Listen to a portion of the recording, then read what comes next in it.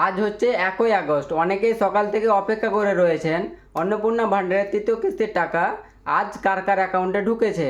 আর যদি আজ টাকা না ঢুকে থাকে তাহলে কবে ঢুকতে পারে। এখন পর্যন্ত যে তথ্য পাওয়া যাচ্ছে আজ টাকা ছাড়ার কোনো নিশ্চিত খবর নেই। তাই টাকা রিলিজ না হলে স্বাভাবিকভাবে কারোর ব্যাঙ্ক অ্যাকাউন্টে টাকা ঢুকবে না। বর্তমান পরিস্থিতি অনুযায়ী 3 আগস্ট সোমবার অথবা 4 আগস্ট মঙ্গলবার থেকে টাকা ছাড়া শুরু হওয়ার সম্ভাবনা রয়েছে। তবে সরকারি ঘোষণা অনুযায়ী তারিখের পরিবর্তনও হতে পারে।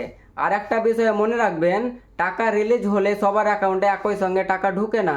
ব্যাংকের সার্ভার প্রসেসিং বা অন্যান্য প্রযুক্তিগত কারণেও কারোর অ্যাকাউন্টে আগে আবার কারোর অ্যাকাউন্টে পরে টাকা ঢুকতে পারে।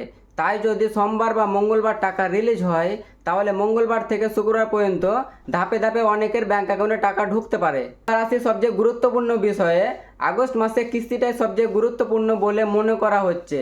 কারণ যাদের ভেরিফিকেশন সম্পূর্ণ হয়েছে এবং সব তথ্য ঠিক আছে তাদেরকে এই কিস্তির টাকা পাওয়ার সম্ভাবনা বেশি। নতুন কোনো সরকারি আপডেট এলে আমি সবার আগে আপনাদের জানিয়ে দেব। তাই ভিডিওটি ভালো লাগলে লাইক করুন, শেয়ার করুন এবং এমন গুরুত্বপূর্ণ আপডেট পেতে আমার পেজটি অবশ্যই ফলো করে রাখুন।